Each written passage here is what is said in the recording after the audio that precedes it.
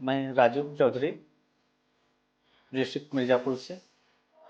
मैं यूपीसीएल में बिजली विभाग में जॉब करता हूँ।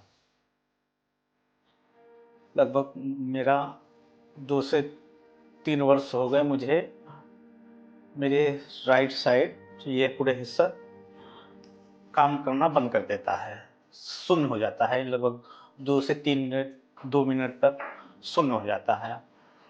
लेकिन अचानक 2 बार ऐसे हादसे हुए मेरे साथ कि मैं फील्ड में ही कभी-कभी गिर जाता हूँ, बेहोश हो जाता हूँ और लगभग 20 मिनट 25 मिनट बाद मुझे होश आता है। जी, मैं नोएडा मेट्रो हॉस्पिटल आया और डॉक्टर अंतोष सर से मैं मिला। पेशेंट राजू जो कि 39 ईयर्स ओल्ड हैं, ये हमारे को प्रेजेंट हुए थे मिर्गी के साथ। तो जब इनका हमने फिर डिटेल में वर्कअप किया तो एमआरआई में रिवील हुआ कि इनके दिमाग में बाईं तरफ पैराइटल लोब में ट्यूमर जैसी एक ग्रोथ है। फर्दर इन्वेस्टिगेशन में हमने पेट स्कैन कराया, उससे पता चला कि ये एक तरह का लो ग्रेड ट्यूमर है। तो हमने फिर इसको वर्कअप और करने के बाद पेशेंट को ऑपरेट किया। ऑपरेशन में जो हम लोग अपना जो टेक्निक यूज़ करते हैं, माइक्रोस्कोप के द्वारा ऑपरेट करते हैं, इसमें हमने फ्रोजन सेक्शन भी भेजा। तो फ्रोजन सेक्शन में भी कंफर्म हुआ कि ये प्राइमरी जो ब्रेन का ट्यूमर होता है उनमें से एक तरह का ये ट्यूमर है। उसके बाद मैं बहुत घबरा गया कि कैसे होगा कैसे ना होगा। डॉक्टर साहब ने सलाह दिया कि आप ऑपरेशन कराइए, कोई दिक्कत नहीं है, सक्सेस होगा।